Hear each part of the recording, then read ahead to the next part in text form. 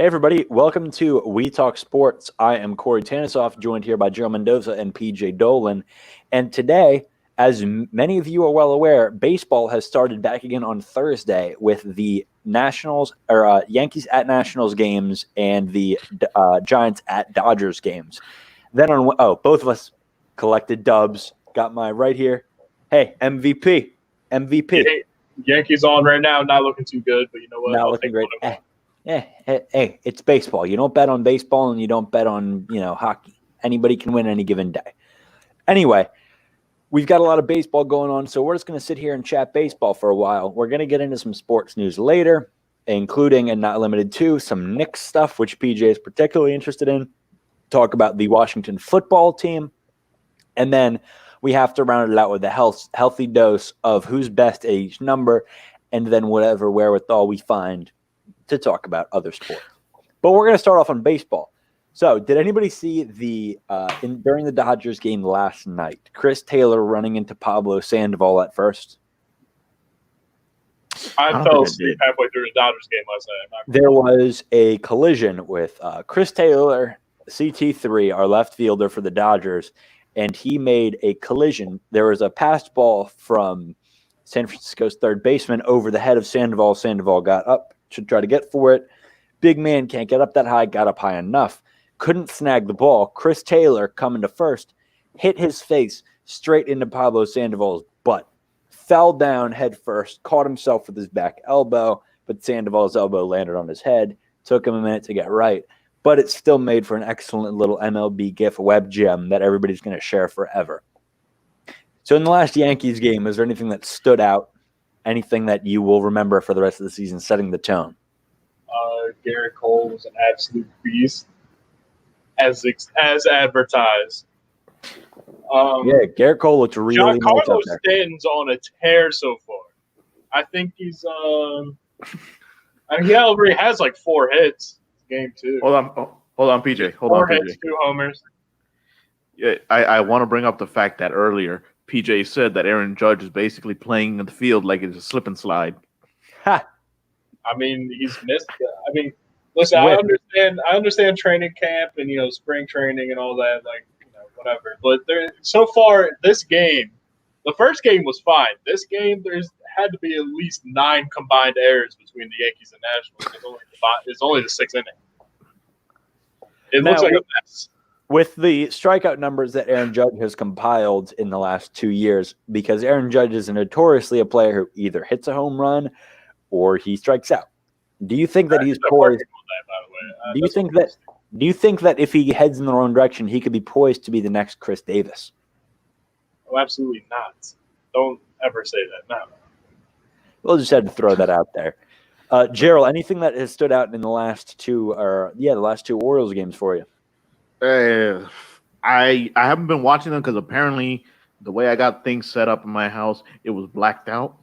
You have MLB TV instead of network. Stupid. Anyway, how are you going to black out a game during a pandemic? TV. During a pandemic? The companies never sleep. Those greedy mongers. They're losing money by not broadcasting. Anyway. They ran a StubHub ad right in, where they have the ads right behind home plate. They ran a StubHub ad during the Orioles game. And I'm thinking, what is StubHub getting from running this ad? There's no concerts. There's no ball games. There's nothing. What is StubHub getting? Now, speaking of being behind home plate, I was having a conversation with a couple of the boys earlier, and I was talking about how if the Yankees decide to cave and allow for the cardboard cutouts of fans behind home plate, I'm going to buy out the entire first row, and all you're going to see during Game 7 of the ALCS is my goofy face right behind home plate. Do it. Pave their way to a championship. Now, I'm going to put this out here as a question. How do we feel about the simulated crowd noise and the cardboard stand-ups? Or do we think that the cardboard stand-ups should be swapped out for whatever Fox is doing with their animated fans? Okay, let me say something about Fox. Fox has a history of messing sports broadcasts up with some computer graphics. I need to pitch this in real quick before you get to that. Today, the Dodgers versus Giants game was on Fox. However, I was lucky enough that Joe Buck was not commentating, and instead it was AJ Przinsky and Joe Davis. Joe Davis being the home broadcaster for the Los Angeles Dodgers, opposite Oral Hershiser. You know, you got one person who talks play-by-play and one person who knows the game of baseball. You got that right out. And they had it perfect, and the game worked out. Yeah, see, I tuned into the Yankees-Nationals game, and the first thing I heard was Joe Buck. And it's a bittersweet feeling. Like, I haven't heard Joe Buck talk in 6 months, right? So initially, I had a shiver down my spine. Like, I just felt physically unwell hearing his voice. But then I was like, you know what? It means baseball's on. So, like, yeah, you know, take what you can get. during the game, we watched the beginning of the Dodgers game, and we just tuned in. And it was in one of the situations where one of the guys' mics isn't working for like a minute, as we have seen in every single game. Now, we had AJ Przinsky talking, and neither of us could identify who that was because we've never heard AJ Przinsky ever on a broadcast. AJ Przinsky, as you may know, played for 7 different teams over a very good career. Not quite Hall of Fame worthy, but Hall of Good. AJ Przinsky was the other broadcaster, and the other guy was not known, identified. So we're sitting there like, who's it going to be? Is it going to be Joe Buck? And we're like, well, it's been too quiet. It can't be Joe Buck. Joe Buck would have said everything. And then Joe Davis came in, and I was like, that's the Dodgers home broadcaster. That's Joe Davis. Lo and behold, Joe Davis. That was the most enjoyable moment. I believe what these companies who are buying out these home games, we're going to return back to our original point of comment with the virtual fans and the cardboard cutouts. But I believe, tell me if you agree or not, that these national broadcasts, what would be smart for them to do, because they can't have broadcasters calling every game. What they should do is get one home broadcaster and one away broadcaster. And because it's all virtual, put them together. Yeah, I like that idea. I think that wouldn't be too bad. I would do that. I was, by the way. Oh, go ahead. Sorry. I didn't mean to cut you off. Sorry. Yeah. By the way, for the Orioles, they canned their guys for Masson this season. Yeah, well, I mean, it was going to be a bit of there was some repositioning happening before all of this happened, because I knew that the Scott Garceau show on the radio was ending because Scott Garceau was going to Masson and Jeremy Kahn was getting his own evening program. Oh, but I was talking more about Gary Thorne and Jim Hunter, those guys. Oh yeah, Jim Hunter, 74. Right, and I think that was the thing, is that they have new talent, which is, you know, they had it from beforehand, but they need to be smart about it. They weren't going to put Jim Thorne or, you know, Gary Hunter in the booth. And one of them is a Hall of Famer. Right, and they want to take care of those guys. Jim Hunter will never shut up about how he's a Hall of Famer.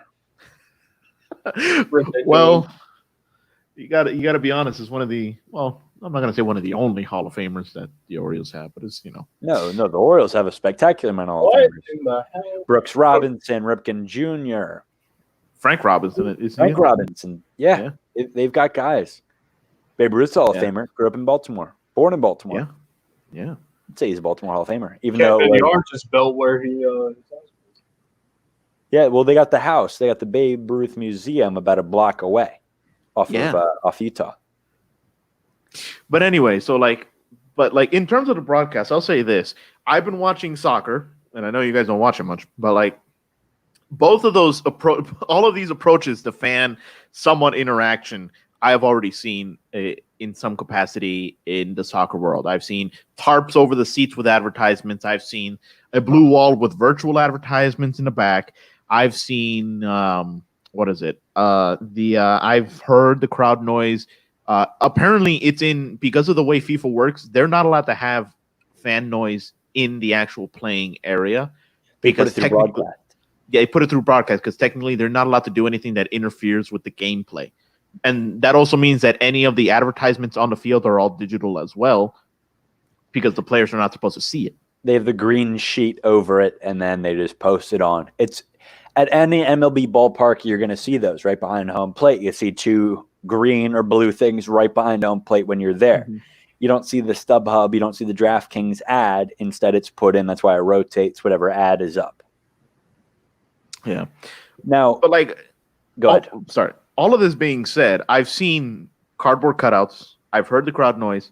I've seen virtual crowds. I will say, if there's one that I enjoy more than the other, it's definitely I enjoy hearing crowd noise, whether it's being piped into the stadium or through broadcast, because that is the closest thing to a sense of normalcy that I have with sports. Because I'm not looking. Rare is the time that I'm directly sitting in front of a TV and just straight watching an entire sports broadcast. I am like talking to other people. I'm talking to my family, talking to my dad about certain things about the game. You're like not keeping your eyes fixated on this or hearing something. Like having audio cues helps a lot, but the virtual crowd looks very terrible. I It don't just like the doesn't virtual look crowd. good. I know it costs the network a lot of money, and I don't think it's worth it. I'll be honest. I will prefer just the piped-in crowd noise, go the Atlanta Falcons route, and just keep on piping in noise. RCA Dome, Indianapolis Colts. We did it first. Yeah, and then once that's done, and like once that's settled, everyone's gonna get used to it. They just are, and it's gonna help instead of putting in a fake crowd visually that your eyes are gonna pick up on being fake no matter what. And the other thing I noticed was like they have the fake crowd, right? But it's only when there's a fly out or there's something where you can see the outfield behind home plate. Like you can see when they're running the bases and it shows the stands in the background. They didn't put virtual fans in there, so there's zero fans. All of a sudden, you hit a home run. There's fans everywhere, and then they look fake as hell, and then they're gone. They're only there for like 10 seconds a game. I just don't like it, and it's terrifying because you can obviously tell how fake they are. And this is the Fox broadcast where they put in the digital fans as in like an NBA 2K or FIFA setting, correct? Right. They're like, okay. Well, I personally, as I've watched all innings of all three of the Dodgers games, hey, 2-1 is all I'm saying. We only lost tonight's game by 1 run, which I will take any day of baseball. That's why we play the game, is because any day anything can happen. They say it in football any given Sunday, college football any given Saturday. It's the same thing. Any given day, any baseball team can win. However, I was watching the Dodgers game, and they still have the organist, who is his name is Dieter. He's very talented, and he plays all the walk-up songs and in between at bats and during, and he's still there. He's live playing it. And they even had in the crowd like the cue where it would go like boom, boom, boom. I'm here to say way-ho, and the fake crowd noise would go way-ho. And I think the Dodger Stadium did an excellent job with it. They're selling these cardboard cutouts at around $150 to $300 a pop, depending on where you want them positioned. And I think it's an excellent deal. You've got everybody behind the plate. You've got people out there like, you even have some cutouts of famous people. Tommy Lasorda has a cutout. Didn't someone put a dog as one of the cutouts and like one of the cutouts? I think Corey cut out. Oh, okay. Hold on. I was about to say cutouts. Give us a second, guys. Hold on. Let me technical difficulties. See if that helps. Nah, well, we'll let them figure that out with technology. Unfortunately, but I mean, yeah. Look, cardboard cutouts. I think they're fine. Like you said, it'd be fun. It's fun. If anything, it adds like novelty to the game. I like. They should like take like turn this into a movement thing. Turn this into something where they like where they completely, where they say, all right, if you donate so and so amount of money, we're gonna, print out a cardboard cutout of you, and the money's gonna go to either coronavirus relief or a food bank or a Black Lives Matter movement thing.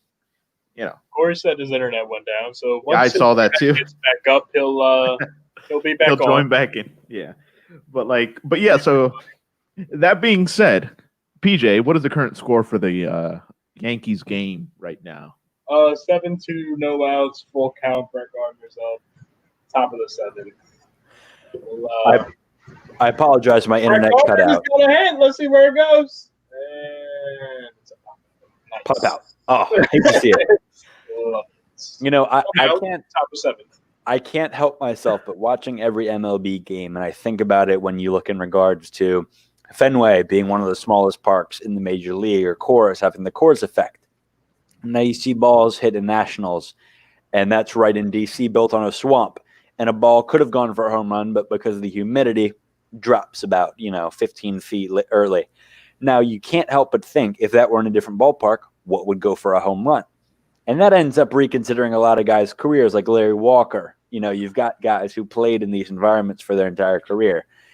It's my personal look at things, but as far as you get from the coast and as far as you get from west, the more central teams, you can't debate about it.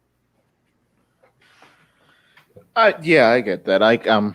Well, there's also the thing about the Rockies in Colorado with their, it's a mile high. It's not a small center. Yeah, it's not a small park, but it plays like a small park because of how far the ball carries. Just exactly. Naturally. Well, I will say I do. Go ahead. I do. This is just a random tidbit. I do like that the Rockies still have sleeveless vest style baseball uniforms. I think. No.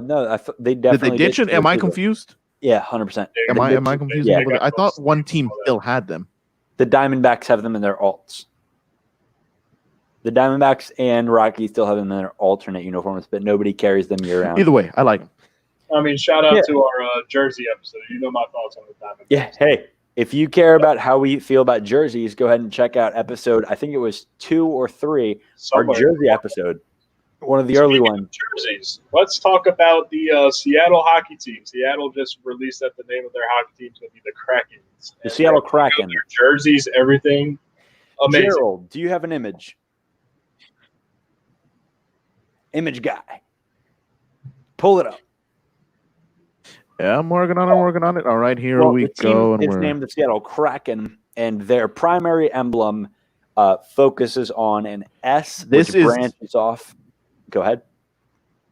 It branches off, as you can see. The one on the left is their primary emblem, which will be featured on the front of all of their jerseys. It is an S with the red eye, which symbols. They have an entire, if you go on the Seattle Kraken Twitter, which is a new page, they show everything in there. However, if you notice in the S, that little second tail, it is a tendril of a kraken or an octopi or whatever you want to call it. And it kind of helps symbolize that. Now, I would like to move on to their secondary emblem, which I find much more interesting, is the anchor, which will be on their sleeves of every uniform. If you have not already picked up, the anchor, the top of the anchor is the Space Needle. I think the only thing that can make that better is if they had like some sort of whatever kraken, squid, octopus, whatever, like wrapped around it. Top tier. I agree it would be really cool. I just think it would be a little too complicated for such a simple design. I like the minimalist, but the Seattle Kraken are going to have a good chance at luck. And again, with expansion teams in the NHL, we saw the very first one in recent days 2 years ago with the Las Vegas Golden Knights. And we hope to see, or as one might see, this expansion team would hope to have as much luck in drafting a team out of the expansion draft, which, if you may not know, every team gets a certain amount of players that they're allowed to protect from the expansion draft. Everybody else is entered into a pool that is eligible to be drafted by this new team and picked up. Their contract value stays, and they have to adjust for salary cap and everything with their new players. The Vegas Golden Knights did an excellent job leading their team to a Stanley Cup loss in the very first season against Washington Capitals. However, the Seattle Kraken, Krapens, I already gave them a nickname. The Seattle Kraken may be looking that's gonna be too easy for when they start crapping to bed. Hey, I'm gonna go ahead and trademark this right now. Seattle Kraken. There we go. Already made that joke. I'm the first one to ever do it. Trademark it like the trademark it like the guy who keeps on trademarking all the potential. Speaking of, Gerald, his favorite football team is now the Washington football team. That's their name. And we don't have, or Gerald might be able to pull up the uniforms of them, but they will be still rocking the red and gold. They'll be, but on the side of their burgundy and gold. Correct. On the side of their helmets, instead of the racial depiction of a Native American man, it will have just their numbers. That is their logo, where it just says Washington football team. And, I think the most confusing thing is, what are they going to say before a game? On 3, football team. 1, 2, 3, football team. What do you do in that situation? I don't know. They can't even say DC. You had like a month to come up with something. Like, you can keep the uniform. Like, the name is fine. You can rebrand. You can do whatever. Like, you just make your logo a W, whatever. Get through this season as long Cleveland as you have Indians. as long as you have your new name. And then the season after that, you can do like, your new uniform rollout and all that. But you had like a month to come up with a name. And all you came up with was Washington Football Team. Now, again, I'm still big on Washington Warriors. I do believe that is an excellent team name that is very easy to make the transfer to. My only fear is that the logo and the team unis would be a little too similar to Florida State. I think they want something with an R because they still want to keep the HTTR, hail to the whatever. But and you're always gonna, if you do Warriors, you're gonna run into a problem with other secondary trademarking or whatever it is that you're gonna because of the NBA team. So like I don't know how that would work. Like all these teams that have Cardinal in the name. Well, I can tell you how it works. You got 2 Giants, you got 2 Cardinals. There's a different sport. You don't worry about it. You play the game and you move on. I mean, I guess that works out. Washington Warriors is trademarked. Golden State Warriors is trademarked. I mean, is that Dwayne Haskins in a number 7? Is that what that is? Oh, speaking of the Washington football team, Alex Smith has been cleared to return to play after his gruesome injury 2 seasons ago. He has been cleared to return. I'm not showing that one. I'll tell you that much. I'm not showing that video. As much as our other podcast, We Talk Politics, is a family-friendly show, this is significantly less a family-friendly show, but we will still not subject your eyes to that grotesque horror that is Alex Smith's leg injury. Look, I knew it was bad because I was on my way to Virginia to run an errand on that day, and I was listening to the game, and I knew it was bad when the radio announcers got all quiet, and I was like, crap. And who was supposed to be there for the block? The guy that Jay Gruden took out for having a relationship with the same woman as him, who was their employee. Love to see it. The Washington football team looks good, Joe. Hey, Joe, it's not too late to jump ship to be an Indianapolis Colt fan. I can't do that. Maybe even the Giants. Hey, you got Saquon Barkley on the Giants. It's not too late to become a Buffalo Bills fan. I'm not going to be a Giants fan. Dude, you could be a Buffalo Blue Jays fan. Hey, like they say, nobody circles the wagons like the Buffalo Blue Jays. Speaking of, the Blue Jays have found themselves a new home, not at Camden Yards as initially was thought, however, in their AAA affiliate minor league station in Buffalo, which now makes the American League the American League. What are our thoughts on them playing up in Buffalo? I mean, I think I made my thoughts clear on what happened with the Canadian government. I'm like, the Canadian government had to stand their ground, and they did. And if it was the U.S. government saying like we need a sports team saying we need to travel to Mexico and back 50 times in the next 8 weeks or something, and the American government would have given them the permission to do so. I don't think Canada's playing around right now, and their priority is keeping their country as healthy as possible, and any risk to that is not going to be okay by their standards. So, Canadian government's going to do what they're going to do, and unfortunately, it affected the Blue Jays. But I'm just glad they're not in Camden Yards, because at that point, I would have driven up to Baltimore at that point and thrown eggs at the Blue Jays bus. Fun fact, the Orioles catcher last season, Caleb Joseph, is a Toronto Blue Jay this season. So he would have been in familiar ground should they have played at Camden Yards. However, that brings me to my next point of question. Since the NHL season should be soon approaching with the pick back up, what do we think the Canadian government will do then, considering they have 4 or 5 teams that are up there in Canada, which will have to play against American teams, considering they're as close to New York as the Ottawa Senators, and actually Toronto has a team, and they're as far away as the Vancouver team. What do we think that they're going to do with Vancouver, Edmonton, Calgary, all these places. Yeah, like I said, it's the two NHL camps. The teams that are playing in the NHL restart are already there, and the NHL is two camps where they're playing games, and both of those camps are in Canada. So everybody's already there. Okay, they already have a bubble. Yeah, they have both of the bubbles are in Canada. I think one's in Toronto, one's in Vancouver. Where I don't know where they are, but they're both in Canada. So NHL is fine, good to go, not being affected by that. I don't think Canada has a shortage of ice rinks right now. I'm just Canada's one big ice rink. And of course, whoever gets eliminated, they'll let them go home because they're not coming back. So NHL's fine. Rangers are taking the cup. I still find it insane that they put the Bruins, the Capitals, the Penguins, the Penguins, and the Flyers all together with the Lightning. And I was just thinking, I'm like, what did they think is going to happen here? They must have set up secret cameras. It's for a reality TV show. Speaking of the bubble, different NBA stars have been finding their way in and out of the bubble. One recently being Lou Williams, who was reported to have ran out of the bubble to go hang out with an up-and-coming rapper. And the Clippers were like, we did not know that he was leaving. That was the original assumption, but he had reported out for personal reasons.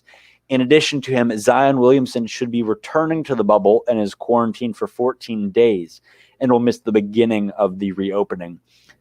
Also, who knew that the Washington Wizards were there?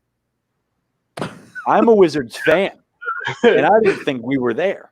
I'll tell you this much. In terms of like on the local, at least the local news station, on the sports segment, they have not covered the Wizards at all.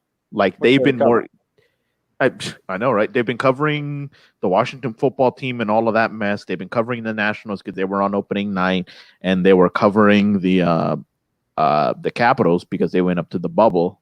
And I think it's just honestly for a small, like not a small, but like for a small news, sports news segment on a news radio station, I can understand how it got lost in the mix. But also, it means that even in the news, whose job it is to keep up with all of this stuff going on with DC things, the Wizards still don't matter. Hey. The Wizards haven't mattered since Rod Strickland was on the team, and I don't think they even really mattered then. Bradley Beal is a monster and was snubbed for an all-star appearance. However, the Wizards aren't looking like a playoff contender, and I love my Wizards. I saw them go up against the Raptors at home in a playoff game and win back in 2018. However, the Wizards are a long shot away from their 2017-2018 team. With John Wall being out, the departure of Kelly Oubre, our entire starting lineup is consisting of Bradley Beal and scraps. Our next best player is Thomas Bryant and then Rui Hachimura. What do we really expect to get done this season? There's not much that we can get done. The Wizards might as well call it a season, go out of the bubble, and all help John Wall do push-ups. I was about this. No, I think they should focus on helping John Wall learn how to walk around his damn house first. So he doesn't slip and tear his Achilles. We start worrying about push-ups later. And you know who could take the Wizards' place if they opt out of the bubble? Anybody. The Knicks. The New York Knicks. The New York Knicks, who just hired Tom Thibodeau as their head coach. Speaking of that, the Knicks are looking to also trade for Zach LaVine, which would mark a reunite with Tom Tibbs and Zach LaVine, which would put them sharing the court together for the first time since Zach LaVine tore his ACL and Tom Thibodeau left him on the court for 6 more minutes. I don't see a future very bright with Tom Tibbs. This is my forecast right here. Look, Tom Tibbs will get into 3 months of the season, and they'll be like, he's on the hot seat, and he's not going to make the playoffs, and he gets canned. I would say even before that. 6 months. First of all, 6 months in, R.J. Barrett's going to retire because Tom Thibodeau played him 48 minutes for the entire 82-game season. So Kevin Knox would have already retired. Kevin Knox would have saw the floor, and he said, man, I don't know what to do here, so he just left. Mitchell Robinson is You know who's really happy about this is damn Frank Ntilikina because he's a defensive star, and Tom Thibodeau loves him. So Frank Ntilikina is going to be playing 48 minutes a game. I genuinely, and I'm a huge basketball fan, forgot Frank Ntilikina existed. There's a legendary picture of a stat line that Frank Ntilikina posted, and it's 0 points, 0 rebounds, 0 assists, 0 blocks, 0 steals, 18 minutes, 6 fouls, and that's it. That's Frank Ntilikina. It's so ridiculous. Yankees, Nationals just had a home run. It's 8-2. So 8-2. Yeah. Not looking good for the AL favorite to win the World Series. The Tom Thibodeau thing, man, like, it's for 5 years. I mean, I know you can fire him whenever you want, but 5 years? The other coaches in the running, another coach that was in the running for it was Jason Kidd. How do you feel about that other option that was presented?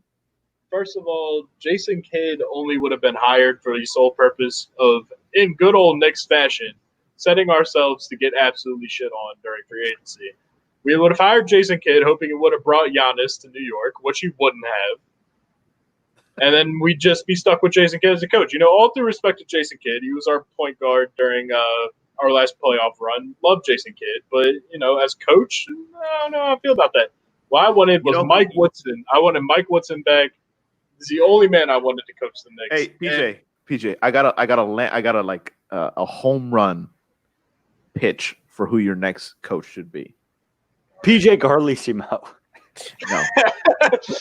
Jesus. He can get choked out again. No. Shout out Latrell Sprewell. The next head coach of the New York Knicks needs to be Pablo Prigioni. Oh, dude, no. Pablo Prigioni's an assistant coach for the Minnesota Timberwolves. If you missed it yesterday, Gerald, I don't know if you're logged in. Pablo Appreciation Day. Yeah, I saw that. I saw that. Yeah. The other day was Pablo Prigioni Appreciation Day on New York Knicks Twitter. And the Minnesota Timberwolves hopped in and said, "We agree," and also posted their fond memories of Pablo Prigioni, the GOAT. Now, Pablo Prigioni, the dream scenario here is we get Mike Woodson as head coach, we get Pablo Prigioni as an assistant coach, and when Mike Woodson eventually steps down after his successful return to New York, Prigioni steps up and takes the mantle. And, you know, there we go. We have 7 championships in the next 8 years. Good. God. and then everything will be ruined when there's a contract dispute. And you know what? He cannot bring a title back to the Knicks again. I do not believe there's any way this current state of the Knicks is winning a title. The next head coach after all of that situation, PJ, you know who it would be? Who? The Knicks, like James Dolan would hire what's his name? Patrick Ewing to be your head coach. Hey, Patrick Ewing's head coach at Georgetown. I know. That's what I mean. That's why it's a possibility. Well, here's the thing. You know we'd love that. We'd eat that the fuck up. Yeah. Knicks fans, we would love that. Well, the deal that would you win? Here's the thing: is would you actually win? I don't know if we would win, but I'd love it. So trade-offs. You'd beat the Hornets. No. Here's the problem. Here's the problem with you Knicks fans. You keep on settling for just being happy with people that you know. No, you need to get a championship. No, they don't want a championship. They want to be happy. I don't want a championship. I want to be over 500. That's all I'm asking for. Me too. I will pop a bottle of champagne the day the Knicks have an above 500. They finish the season 500 or above. I will throw a party. We will live cast that, by the way. We will. Coronavirus or not, there will be 40 people in my house if the Knicks are 500 or above. So with our luck, at all of the favorite teams, and PJ's got nothing good right now except for he's got the New York Yankees to hold on to. I've got nothing great except the Dodgers. Gerald's got absolutely nothing. The Rangers are in the playoffs. Don't sleep. Yeah, the Caps and the Wizards are both in their bubbles. I've got that, but nobody who is truly a contender. Now, I've got the Dodgers. You've got the Yankees. Gerald's got peanuts. Gerald almost had the Blue Jays as well. that to his illustrious resume. My statement stands. I would have thrown eggs at the bus as soon as it rolled up in Baltimore. I don't care if I would have been alone. Hey, hold on. I have a question. Honestly, here. PJ, name 6 current Yankees players. Are we doing the batting order? No, just 6 current. However you want to roll it. Brett Gardner, Aaron Judge, Giancarlo Stanton, Garrett Cole, Adam Ottavino, James Paxton. We got Gleyber Torres. We got Miguel Andujar. And I can keep going if you want me to. Yeah. All right, so I've got a couple. I got Chris Taylor, Cody Bellinger, Jock Peterson, Corey Seager, Justin Turner, Kike Hernandez, Chris Taylor, Clayton Kershaw, Walker Buehler. We've got David Price now, Mookie Betts now. And then we can't forget about Kenley Jansen, the closer. Gerald, how many Orioles players on the current roster can you name? All right, we got Richard. Oh, you're looking it up. He's looking it up. I don't know how to read it. Gerald, I need you to make strict eye contact with us. Cody Carroll, Miguel Castro, he doesn't know. Paul Fry, So I can see the reflection. Michael Givens, David Hess, Trey Mancini. I know 2 of those. I know Michael Givens and Trey Mancini. Gerald, close the tab and name me any more that you know. John Eye Means, contact. we got Alex Cobb. He doesn't know. He doesn't know. He didn't even name Chris Davis. Chance Cisco. I mean, no, that's not a player. Here's the thing. I have Chance Cisco. I have dissociated myself. Like, they're still my team, but I have dissociated myself for the last 2 seasons from the Baltimore Orioles. I can't actively watch them. I don't want to do that to myself. I've just, kept it off my mind. I'll give you a redemption round for everybody who wants to see. Gerald, name me 6 Washington Redskins players. Washington football team. Washington football team players. I got Dwayne Haskins. We got Alex Smith, Colt McCoy. Colt McCoy's a Giant now, by the way. Not a Redskin. Or not. No one's a Redskin. He's not a football team player. Not a football. Oh no, he is. He's not a Washington football team player anymore. God damn. Let's see what he can get. High score. Let's go. We got 2. I already said Haskins, right? Phillip Rivers and Quentin Nelson. I already got 2. I already got 2 Colts. God. PJ's got 2 Giants without even thinking about it. That's sad. Now I'm depressed because it's the first season I can't say Eli. All right, let's put this out here. Let's put this out here. Gerald. Yes. I'm going to make this really easy. Name 4 Wizards. 4 Wizards. Bradley Beal, John Wall. Corey,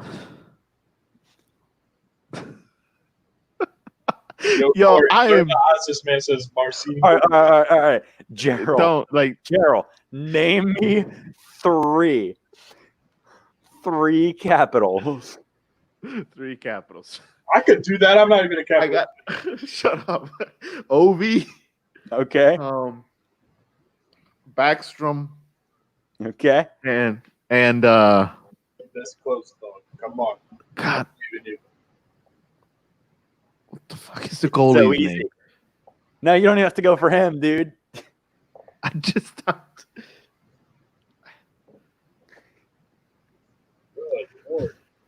All right, I'll make this even easier for you.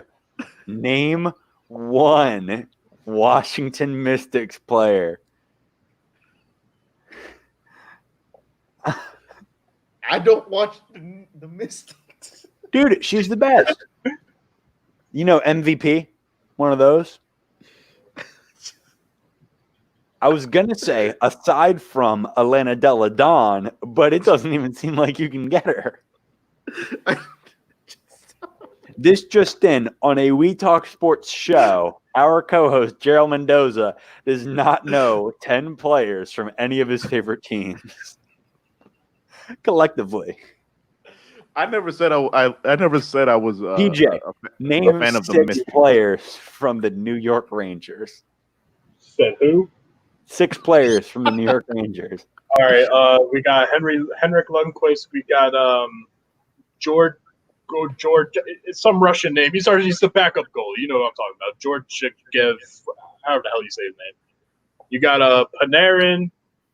Panera Bread. We got we traded Zibanejad. No, we traded Zibanejad.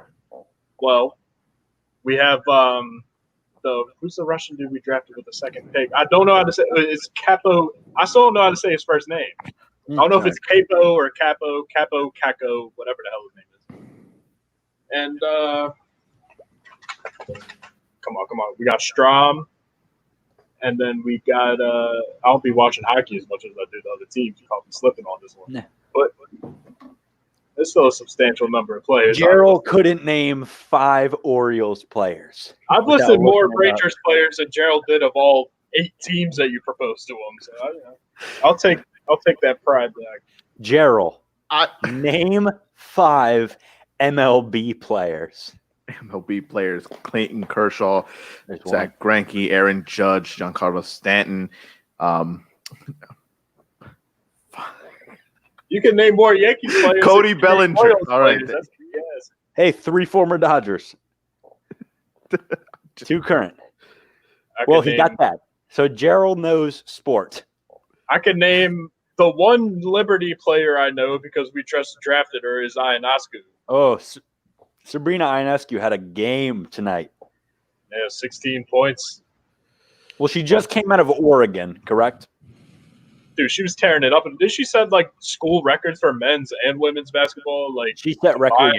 Yeah. Oh, like my NCAA goodness. records. Yeah.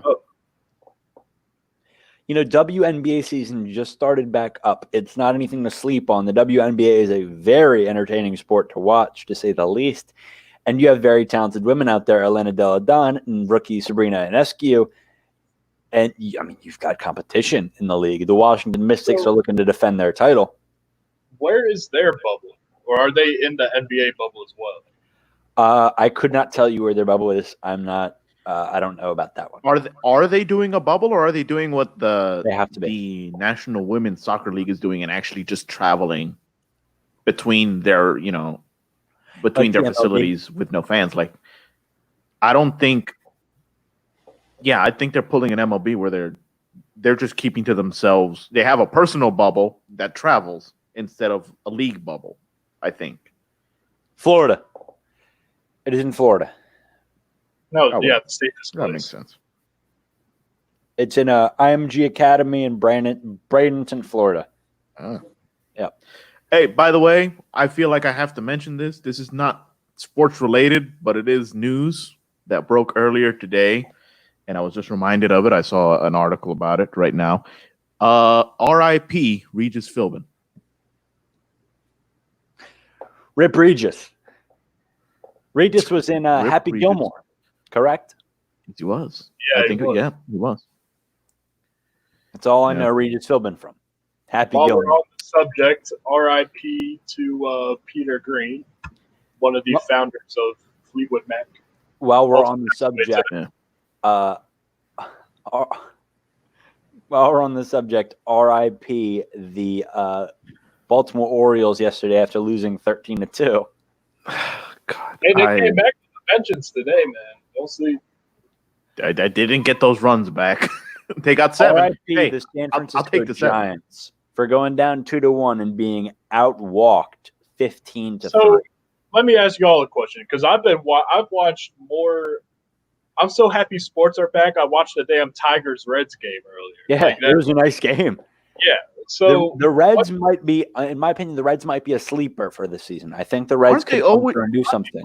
I thought the Reds were always a sleeper. I always hear like almost every other year, someone's always saying, "Watch out for the Reds." I'm just like, yeah, but in a 16-team playoff format, I think the Reds could find their way up.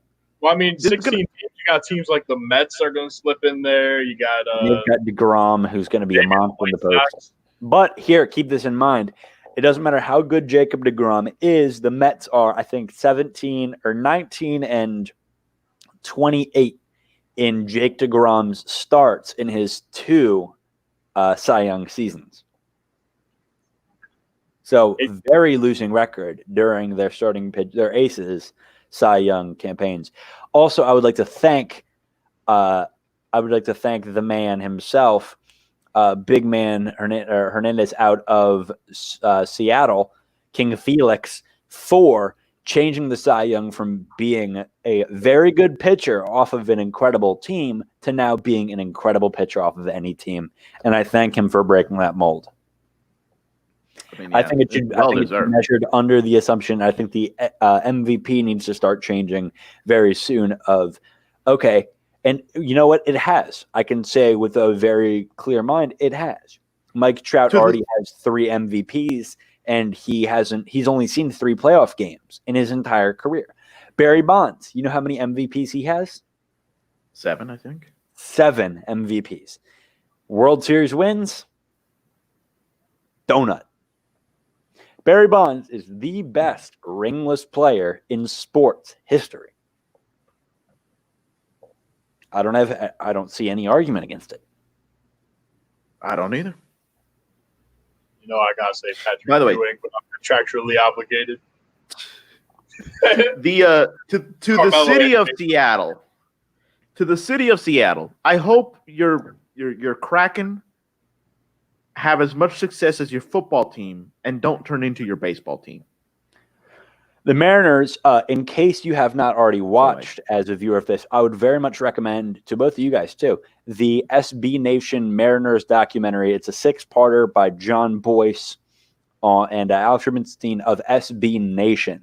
They put out a 6-part Mariners documentary that encapsulates the entire history of the Mariners, and it's a very interesting watch. It puts you into the mind of a Mariners fan and how terrible it is to be from Seattle. At least they had grunge music. And at least they got the Seahawks, man, who just got Jamal Adams. The Jets traded Jamal Adams for 2 first-round picks, a 2nd round, and a 4th round, and an extra player. In exchange, the Seahawks got Jamal Adams and a 4th-round pick. All right, PJ, real quick question.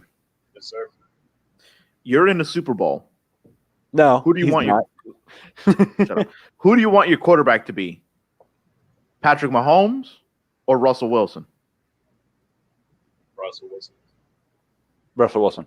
Absolutely. He's a veteran. He has 3 Super Bowls under his belt now?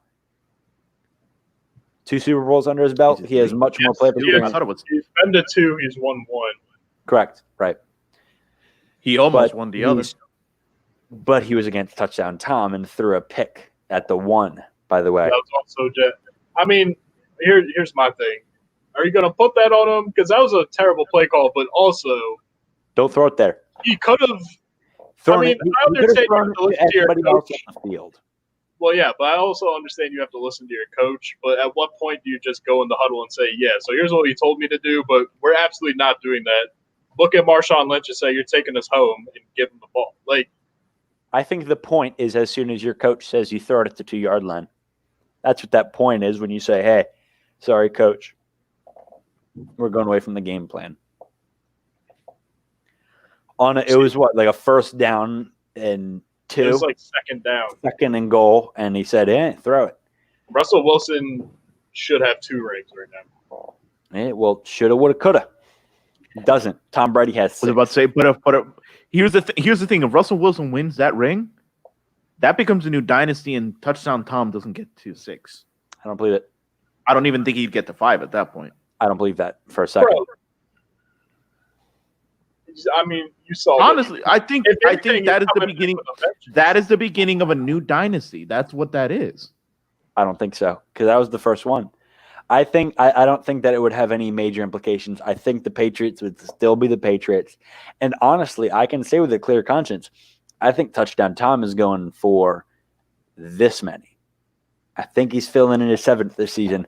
The Tampa Bay Buccaneers, as we have said, have the best stadium in football, and they have a beautiful team assembled alongside touchdown Tom with Gronk, Mike Evans, Chris Godwin, many other tools surrounding him. A great line that provided for Jameis Winston to allow him to throw for the second most passing touchdowns and 30 interceptions. 30 for 30. By the 30 way, for 30. Jameis Winston, I still think the Madden. I still think the Madden NFL ratings gave Gronk too much credit. I absolutely agree. 95 overall. It's absurd. And I think they gave Colts guard Quentin Nelson not enough. 93 when Quentin Nelson is the best lineman in the entire league. We've seen Quentin Nelson cover 2 guys at once. Right. Quentin Nelson is 6'5", 320 pounds, and dunked a basketball the other day. We have another Nationals home run, 9-2 Nationals. Bottom of the 8. Another honorable team. mention. Rest in peace, the New York Yankees pitching rotation. Yeah. For real. Listen, bro. First of all, any given day. Speaking of the pitching rotation, Tanaka's coming back next week after he got drilled in the face. So, whatever, man. Another wrench thrown into a lot of people's plans. A former first round pick in fantasy baseball leagues, Juan Soto, tested positive coronavirus, and we did not cover that last week. But it wasn't it like wasn't that like earlier this week? I thought it was a day before the first game. Right, and so but here's the thing is that he took the quick. You got to get 2 negative tests, but you also got to get quarantined. Correct. So 14 days without Juan Soto. I mean, apparently the Nationals are doing, at least for right now, they're doing just fine. It's not like they're hurting. Apparently. Obviously, that's the reason that MLB doesn't have a salary cap. And it's because the MLB, unlike NBA or NFL, doesn't revolve around having a star. You can have a star on a baseball team. You can have the best player of all time. And we saw that with the San Francisco Giants. Yeah, we see that with the Angels. We saw that with the San Francisco Giants. You have Barry Bonds, who hit an enumerated amount of home runs in a season. And in 2004, he had 52 hitless games. In those 52 games, he had an on-base percentage of .504. In 52 games that he didn't get a hit, he got on base more than 50% of the time. I will say, Buck Barry Lamar Bonds, you have that. You have guys who can be incredible, but you only get up once every 9 players. So Juan Soto can be incredible, but the team has to be a team around him. Cody Bellinger can be incredible, but he needs that team. Same thing with Mookie Betts. Everybody, Aaron Judge, Mike Trout, anybody, they need the team. And Mike Trout is the only guy out of any of those that doesn't have the team around him. Now he has Anthony Rendon joined him, and Shohei Ohtani is looking nice and healthy. Albert Pujols is still good, but they need to work that around a little bit. However, the Nationals are going to be fine with or without him. He's not such an important role player as having a starting pitcher or having a star shortstop or second baseman. So here's my thing, though. My thing is, what happens if this happens in the NBA? What happened if by some thing, LeBron gets quarantined for 14 days, test positive? Well, and that's what I said. That's the difference between the NBA and the MLB is, as I mentioned with the salary cap as one part, that's why we don't have it, is because the game doesn't revolve around one guy. In the NBA, we have seen championships built around one guy. We saw Dirk Nowitzki take a ring with the Mavericks, who were a fine team built around him, but let's be honest, that was his ring. We saw the Lakers in the early 2010s. They won that. They had Pau Gasol and Kobe Bryant, but let's be honest, that was Kobe's ring. 2016, they had Kyrie and Kevin Love, but it's LeBron's ring. You got these guys, and it builds around one guy, and that's what you start your franchise around. If LeBron goes out, or Giannis goes out, or somebody like that goes out with it, it's going to impact the team in a severely negative way, and there's nothing you can do about it. You can't give them makeup wins because of the offset of chance. You can't give them a little ease into or a nudge in a playoff pole position. You let it ride. I think a note should be made there that when the Warriors had that super team, at that point they could afford to not have one of their all stars for an extended period of time and still, dominate. Like the memes that were coming out of that time, where it's like where you hold Durant to 9 points. Yeah, but Steph like Curry still drops 50 points on your head. I was about to say, and it's just like that one kid who's like angry crying, just like with his arms by his side. He's like, yeah, that's so funny. But yeah, so what it is the NBA is vastly different than every other sport, because in the NBA, one guy can theoretically score every single one of your points, and not a single other dude on your team needs to touch the ball in an offensive manner. In every other sport, everybody gets a little round at the ball. There's 3 guys who touch a football every single play of every single NFL play, right? Every single NFL play that happens, there's 3 guys that touch the ball. The ref, the center, and the QB. Unless you're running a wildcat or something, but there's 3 guys. In the NBA, there only theoretically has to be 1 guy as soon as you get past half court, and it's whoever you give the ball to. He can drive it up, he can pull up and shoot, it does whatever. MLB, you don't know where the ball's going. You have 1 in every 9 he bats. It's not dominated like that. Hockey is that same thing. You can revolve your game around 1 guy. It's not going to be effective.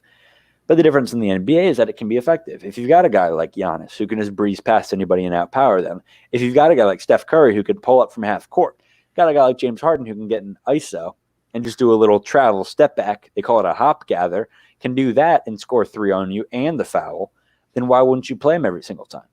The NBA, if your player gets coronavirus, is a far harsher penalty than even your Garrett Cole getting coronavirus. It's even worse.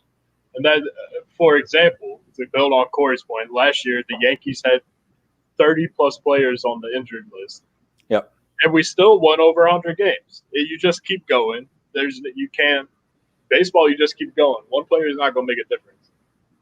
Well, and especially for these championship-bred teams. I mean, I look in the MLB and I see 3 championship-bred teams, and it's the Houston Astros, the New York Yankees, and the Los Angeles Dodgers. We've taken the entire lineup. We've got Kike Hernandez, who hit in 5 runs in the last 2 games and batted 8th today.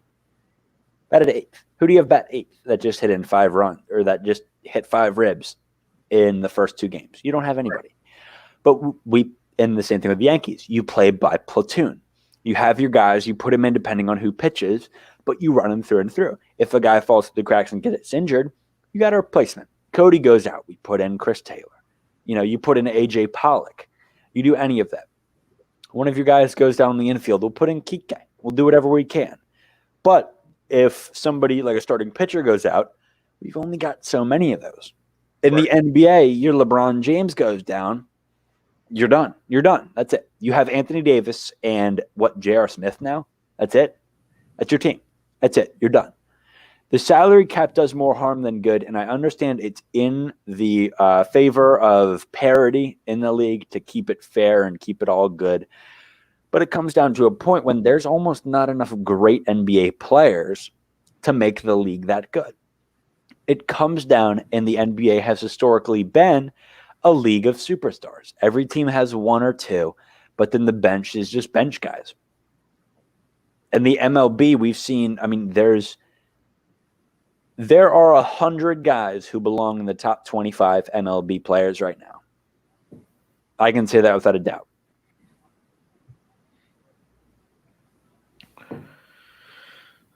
Yeah, but yeah, I get it. It's a completely different sport. So let's talk about the NBA real quick.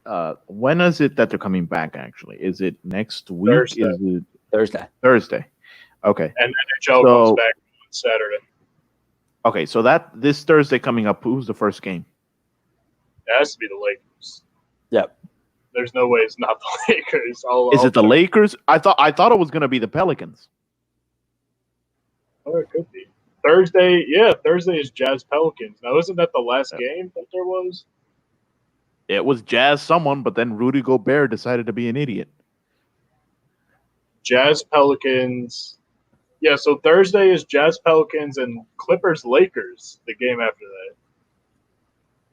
Then Friday you have Magic Nets and Suns Wizards. Yeah, the Wizards are in it, baby. Yeah. They got Grizzlies, Trailblazers, and Celtics Bucks, and that's your Why did they include the Suns or the Wizards? Both of those teams you can just go, yeah, you guys have got a lottery pick.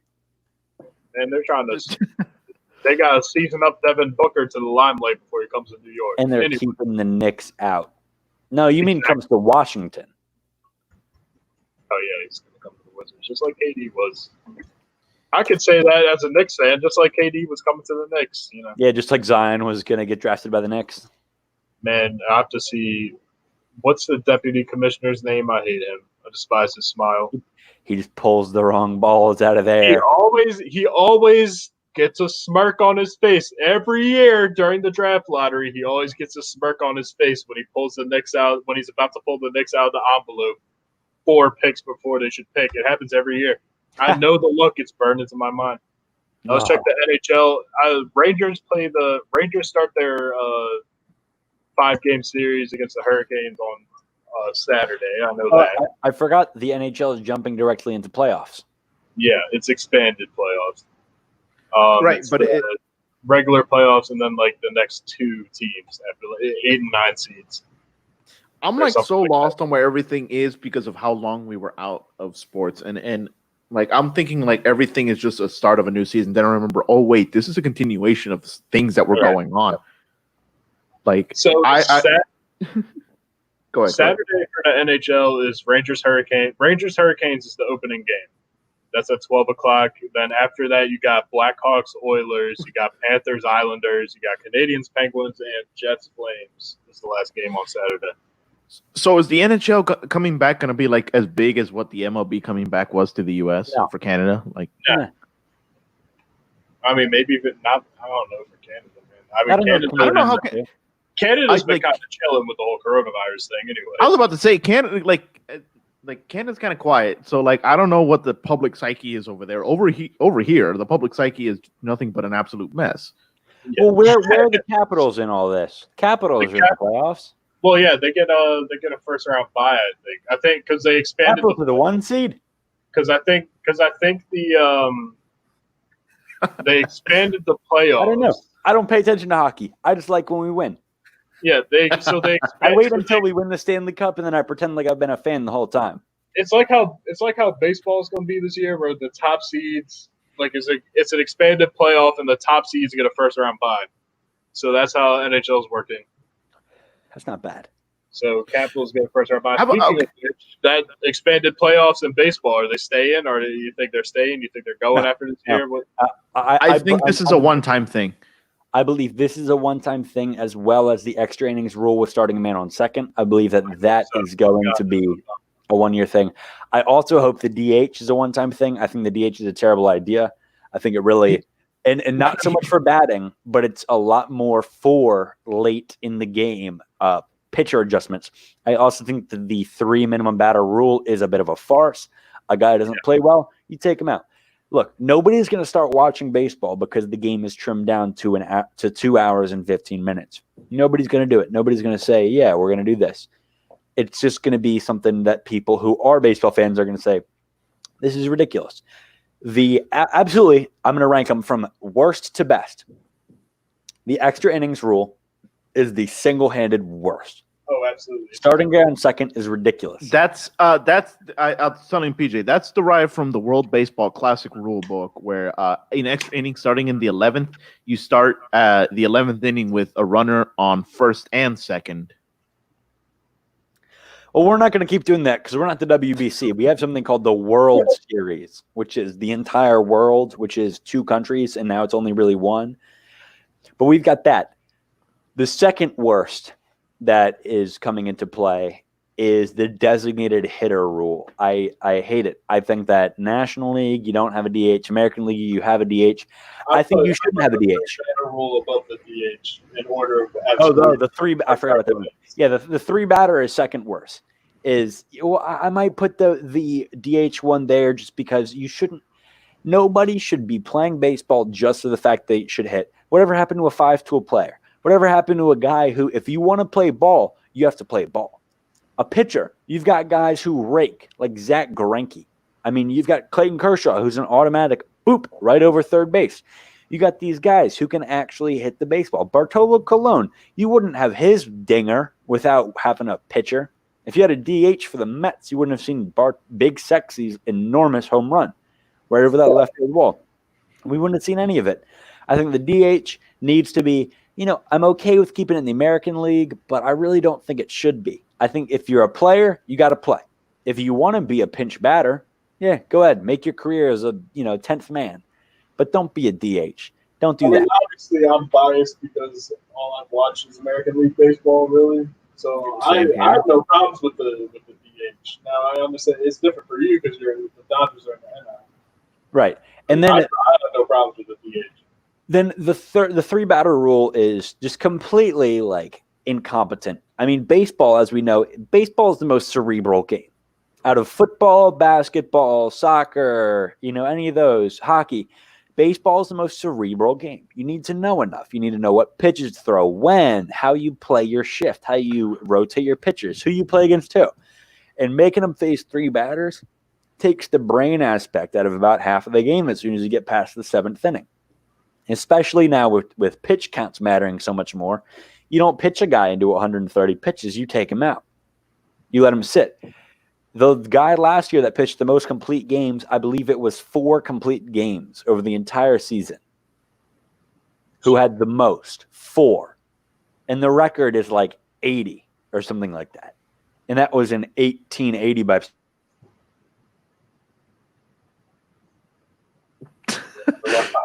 Oh, it happened again. I hate to see it. You do hate to see it. Judge just grounded into a double play. The Nationals win 9-2. 9-2. They didn't even score any more runs. Nope. It was a nice second inning for the Yankees, and then they blew it. Yeah, that seems like a lot of fun. But in terms of I'll be honest. I'll say this: Manfred is crazy enough to keep some of these. I think he will be willing to keep universal DH and DH was going to happen anyway. That's what I'm saying. There have been discussions about that for over a decade at this point about putting the universal DH. Was going to happen anyway. Now I don't know about expanded playoffs, but I think because with the expanded playoffs, the first round is a 3-game series. All 3 games are to the higher seed. They're at their home stadium. I hope they keep that as just a wild card format from now on. But I mean that could be a thing, but I don't know what I'm saying. Manfred is the type of guy who at this point is so stupid he'll try some of these things, and it isn't going to work out. He better not keep the extra innings rule is actually the worst thing I've ever heard in my life. Next to 3 batters. I'm sorry, the pro designated hitter lobby tried to shut me down. They had an internet attack against my household. As I was saying, we don't see complete games anymore. The last guy who put up a whole lot, I mean, the record is old Hoss Radburn or somebody like that in 1880. But you see guys putting up 4. The 3 batters rule is terrible. It takes away from the skipper's job to play a guy against a guy for a reason. It gets rid of the entire platoon bullpen setting that the Dodgers and the Yankees and even, teams like the Rays thrived on.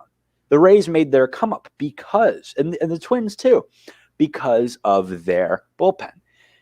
Now you've got teams thriving who don't have a pen, the Pirates. Pittsburgh. Threw up in my mouth a little bit. The Pittsburgh Pirates. Nobody cares about them. They're going to do well because they've got 2 okay starters. You have to have a relief pen because that sets up, okay, if I'm going up against a lefty, I'm going to pitch this guy. If I'm going up against a righty, I'm going to pitch a lefty. However you figure it out, you're going to do it so the ball comes from behind them. But I still think it's a little ridiculous that they have this rule in there. The next one that's really terrible is the pitch clock. I know that they keep putting that in every season. What's up? It's not. I hate the pitch clock. that takes away from the purity of what you're trying to do with the game. It's like you said, it's a cerebral game. And look, what happens is, like, we were watching Cueto on Thursday night. Johnny Cueto, one of the best guys who messes with batters' timing. He knows how to get into their heads most of the time. I mean, that's why he's such a good pitcher. And I need to digress just for a second because I've recently found out, according to Twitter, there are Joe Buck defenders out there, and they need to die. Joe Buck. They're making fan cams on here saying not to slander his name.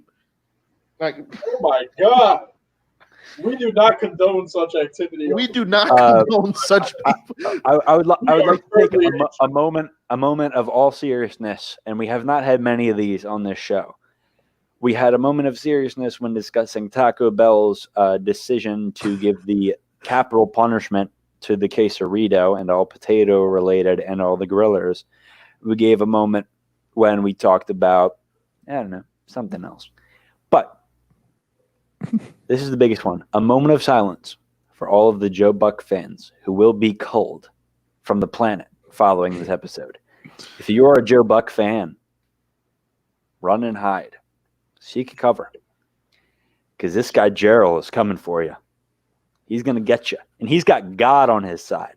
The 4 horsemen are coming for the Joe Buck stands. The 4 horsemen. Gerald Mendoza, PJ Dolan, Corey Tanisoff, and Beef Quesarito are all coming for you. Wouldn't it be funny if the 4 horsemen of the apocalypse actually showed up, and then when we showed up, we realized, wait a minute, they are actually there just for Joe Buck. They're just for Joe Buck. They're just. It was such a conflicting. All right. It was so conflicting when I turned on the Yankees game. I just I heard it. I heard the voice, but I was like, I'd want to I'm so happy the Yankees are back, and you just tarnish it with. I mean, come on.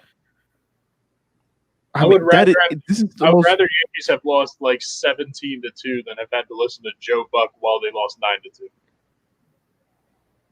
9-2. Yeah, we shouldn't be listening to Joe Buck. In my honest opinion, and every single opinion of mine is correct and honest, Joe Buck does not have a place in sports. Joe Buck single-handedly has dirtied the Buck last name. Joe Buck, son of Jack Buck, Hall of Fame broadcaster, one of the best of all time. And Joe Buck goes out and calls a Philadelphia Eagles running back a kickoff for a touchdown going, Mitchell. Mitchell. Mitchell. Mitchell. Mitchell.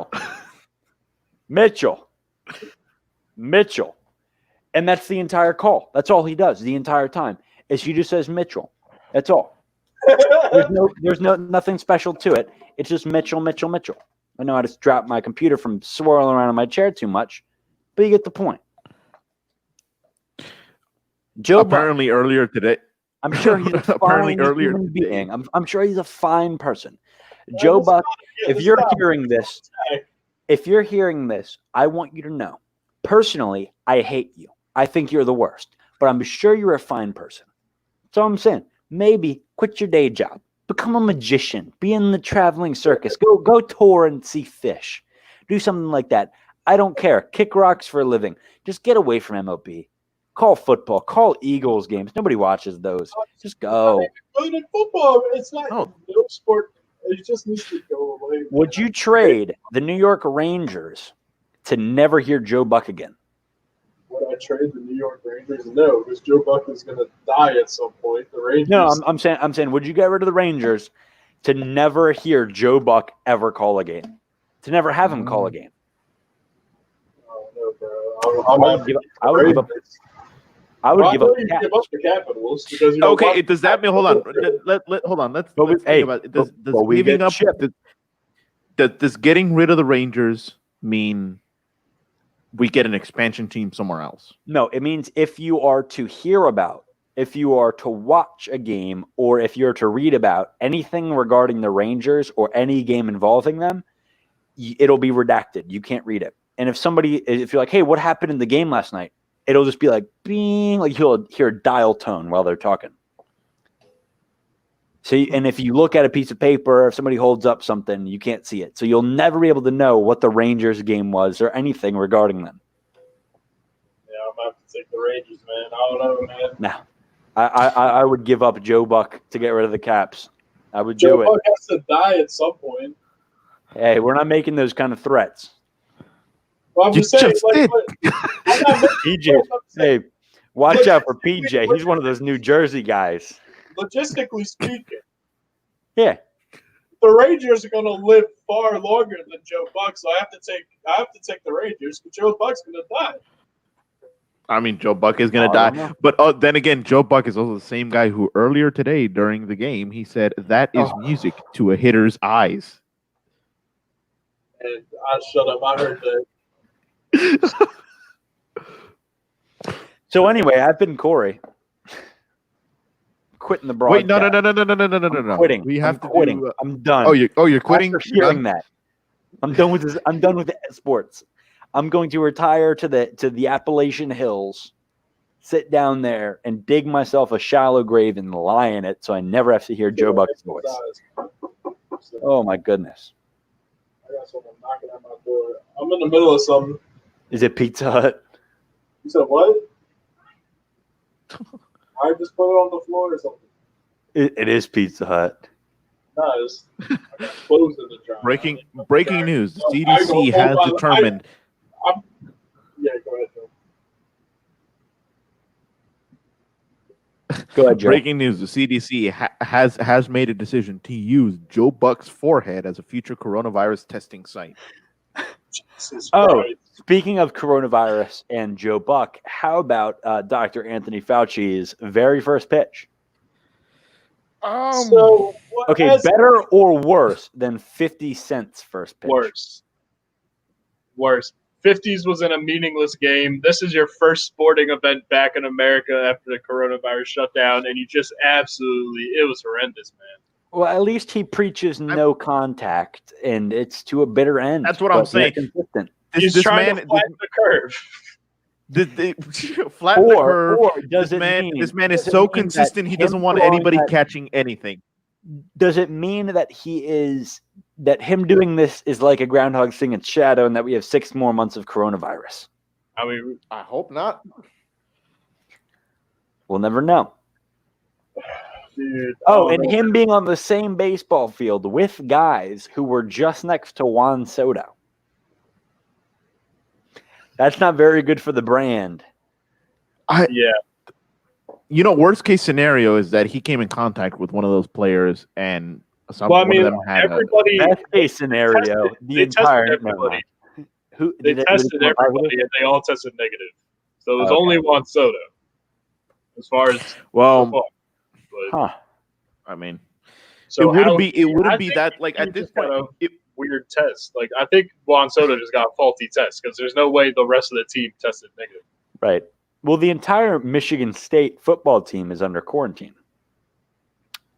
Is what I'm thinking is if somebody has it, everybody has it. Right. Unless the Nationals have been that very good at following these restrictions, I can't see it just boiling down to one guy having it. I don't know. That's what I'm saying. I'm hoping for the best. I think Juan Soto got positive because there's no way, dude. There's no way that nobody else got it. Here's the thing. I think they're just taking the precaution because they did the 2 rapid tests afterwards, and both of them came back negative. Came back negative? Yeah, both of them. But they still, because there was a confirmed positive test, they have to quarantine him for 14 days. So that's just the policy right now in the league. But yeah, maybe it was a false positive, but you have to be better safe than sorry. Phillies. The Phillies sabotage that. They want the division. They want the division. Not with those shoes, Bryce Harper. Oh. How about his suit, though, with the Philly fanatic on the inside of him? Oh, my gosh. That was beautiful. He killed the Philly fanatic. Another reason to hate Bryce Harper. I mean, Brooke and Robbins Lopez probably killed Goofy in Disney. They probably tackled him and beat him with a baseball bat. They hate mascots. I mean, this is true. But Any more sports news that we have for today, or any more baseball worth? Also, Angel Hernandez called a pitch a strike. This is the box. He called a pitch. And that's Starlin Castro's on the Nationals. Other than that, everything's going as planned. Starlin Castro's on the Nationals? Yeah, he's the starting second baseman for the Nationals now. What happened to Trey Turner? Trey Turner's at third, I think, or short. I don't know, man. Oh. But Starlin Castro was what a traitor. But yeah, didn't like him anymore. Baseball's back. Hockey playoffs start next weekend. Basketball returns on Thursday. Football, they signed the CBA deal. And Tom Tibbs is the New York Knicks coach. And thank God I don't have to watch them for another year. And we've got the Washington football team, who will play football. Apparently. No preseason. I don't know. The NFL has ruled in the CBA there will be no preseason games this season. This can only work. Which will leave the Ravens still undefeated in the preseason over the last 8 seasons. Yeah, I think it was 8 seasons. But what is it? I was gonna say something about Angel Hernandez. Remember when he filed a suit against the MLB for like racial discrimination because they didn't want to hire him for one of the postseason games? And they're like, I remember Ed Norris was just like, no. Suck. Yeah, like this is like Ed Norris was just like, this isn't something about race. This is about you being the worst umpire of all time. Oh, fun fact: Ed Norris went to prison. Or something along those lines. Ed Norris was found like guilty of some crime. Ed Norris also in The Wire, the HBO TV show. Detective Norris. One last fun fact for you: the robot, which I'm staring at right now on my TV screen, the Fox Sports robot. His name is Cletus. Cletus the robot. Yeah. I found that out earlier today, and I don't know how I feel about that. It's Cletus. It's the man. Definitely interesting. I'm going to take some time to sit on that one. So we're going to go ahead and wrap it up.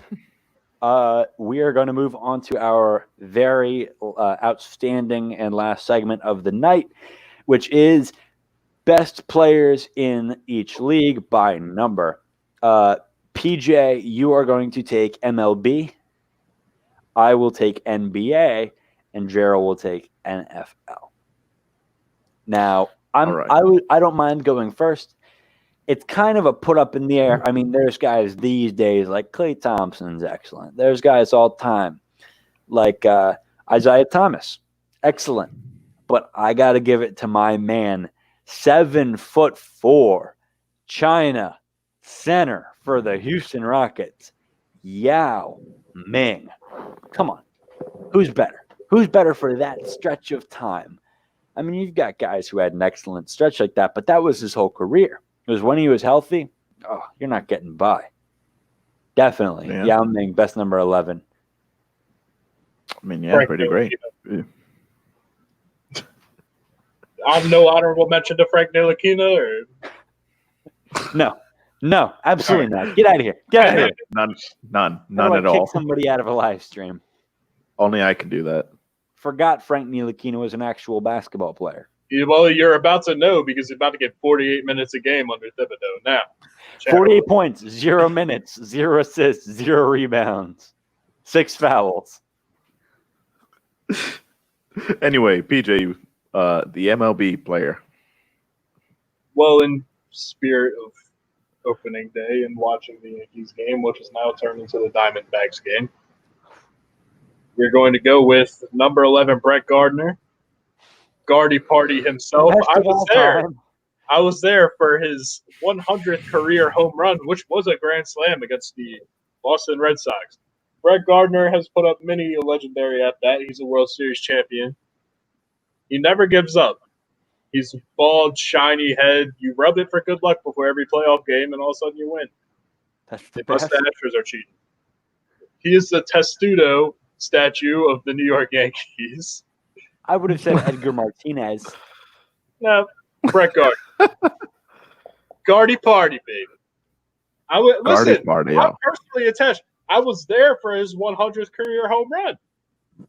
I have a personal. I had an Edgar Martinez trading card. Same thing. I have a personal backing for my stance. Oh, that's wrong. Brett Gardner. He's the best player in MLB history to ever wear number 11. Gardy Party. Maybe I'm not saying it loud enough, so I'm going to say it nice and slow. Gardy Party. My shiny ball. All right. Gerald, you're number 11. Right. Philip Rivers, right? It is not Philip Rivers, my friend. Phil Sims. We are no. Phil Sims were like number 7, right? No, he wore number 11. No, Phil Sims did wear number 11. Well, then it's Phil Sims. That's not Phil Sims. Yes, that's who it is. It's got to be Larry. Larry Fitzgerald. Yeah, Larry Fitzgerald. I mean, at this point, I don't think there's many people that can rival his value to his team. Oh, get this. Hold on. Let me find this stat right here. Should have a ring. All right. Larry Fitzgerald in his career has been targeted 2,263 times.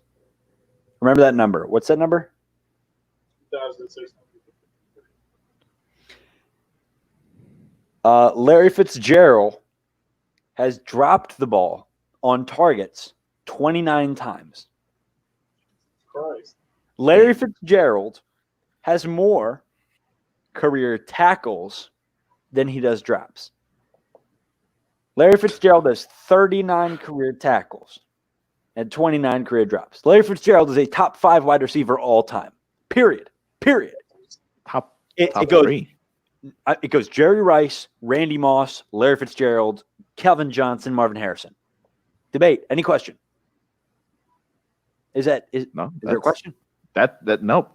No, absolutely. You got Theo is good. You got, Cheto Chicinco is fine, but Keyshawn Johnson. But no, that's my 5. Larry Fitzgerald also has that, whereas I've got this stat to leave you with, PJ. More men have walked on the moon than have scored on Mariano Rivera in the postseason. 2 very well big up Mariano Rivera. So I'll keep coming to you with stats. Episode. Am I allowed? Can we do? So I'm thinking ahead. Episode 42. We got Jackie Robinson and Mariano Rivera. So which one of us? I'll take Mo. One of y'all can take Jackie. You take Jackie, and then we're good. Gerald can get whatever. He's a Dodgers fan. He's gonna take Jackie. Yeah, exactly. We're gonna have to double whammy on episode 42. Right. I'm sure I've got more Mo stats than you do buried in my head. Only 3 players ever homered off of Mo in the postseason. Couldn't tell you who those guys are, but I looked it up. Only 3 players. I looked it up at one point. Anyway, that is going to wrap it up for our 11th episode of We Talk Sports. I've been Corey Tanisoff. PJ. And Gerald. Signing off. We'll catch you next week. Same great time, same great place. Hopefully on a Friday, actually. Yeah, probably.